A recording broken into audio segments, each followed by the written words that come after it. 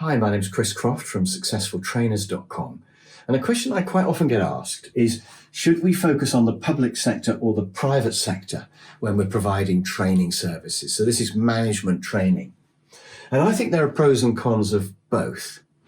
So one of the advantages of the public sector is that usually the organizations are big. So once you're in there, they will keep asking you back, and you could work for one public sector organization like a local council for years. And every year they'll get you in for several days a year doing work, and it'll just be steady work forever. And that's great.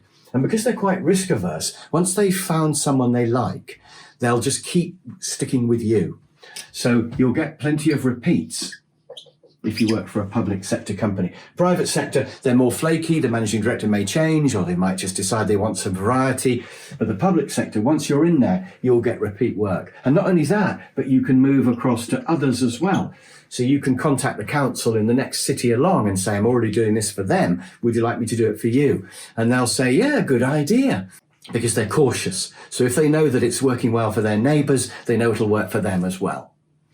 So plenty of repeat work, easy referrals, and also there are lots of similar ones. So if you're into one council, you'll get into all of the others. Whereas if you're in one private company, all the other companies are going to be different, and they're competitors as well. So these public companies are not competing with each other. So they will be fine about referring you across to other similar organizations. Private sector companies won't. If they think you're good, they won't tell their competitors about you. So lots of advantages of public sector companies. There are some disadvantages though. There will be lower fees to be got. Public sector doesn't pay as well as private sector. There are exceptions to that, but generally they don't have a lot of money, and it's public money, so they're very accountable for that. Whereas some private companies have pots of money and they're prepared to pay a lot. They'll fly you out to places if necessary. They'll hire really good venues. So private sector companies can be much better financially, and that can be a snag with public sector companies. The only other snag with public sector companies, it may well not be a problem for you, but it has been for me occasionally, is you have to be a lot more politically correct if you're working for the public sector. You can't have such a laugh. If your sense of humour is a bit near the edge, like mine is, you can sometimes get into trouble with public sector workers because they tend to be much more politically correct and much more aware of what's okay to say and what isn't. Whereas if you want to have fun and be a bit more outrageous, then the private sector might be the place for you. It's not a big deal. And I'm not saying they're wrong or right. They're just different. They do have a different style of training that they want. It has to be more sensible and more careful and more respectable, I would say, for the public sector. So I've put that in brackets. It's not necessarily a problem, but your individual style might be more suited to one or the other, depending on how you work. So we've already seen that the private sector will pay more. Another advantage of the private sector is there's no tendering required usually. Occasionally they put stuff out to tender, but tenders tend to be public sector. So private sector, you can just talk to them and they'll just say, yes, let's do it. And they have faster decision making as well. So if you go and see them, they'll just say, yeah, that looks good. Let's start next week. Whereas the public sector, you may have to have layers of meetings and people have to approve it and double check it. Private sector, they'll just get on with it. And then you could say, should we do 3 more days? And why don't we do another subject? And they'll just say, yeah, let's do it. So private sector, much quicker to decide.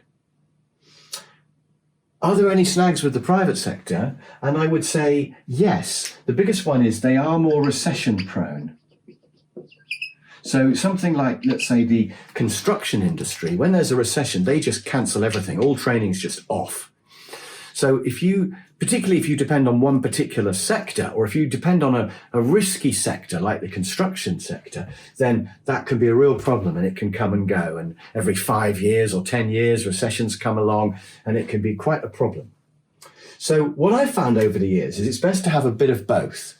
Because during recessions, quite often governments put more money into the public sector. So I've found that when one's been up, the other one's been down. So over the last 20 years, I've had a fairly constant amount of work because I've been split about 60% private and about 40% public sector. And this has been a nice, steady bread and butter type of earning, and this has been more like the icing on the cake. So if you can do a bit of each, that's great. But most of the trainers I know are either public sector type trainers or they're private sector type trainers, because it does take a different way of doing the work for each of those sectors. And it's quite difficult to span both. And, when I was talking about political correctness just now, I think I am really a private sector trainer. But I've been glad to have my public sector customers. Absolutely. They've been really good, steady work, and they are really nice people who care. So there is a certain pleasure in training the public sector. So I hope that's a useful window into the options there.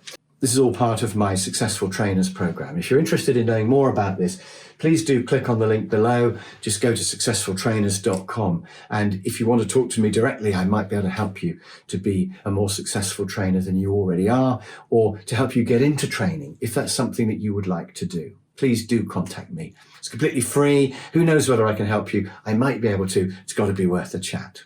And I'll see you in the next video.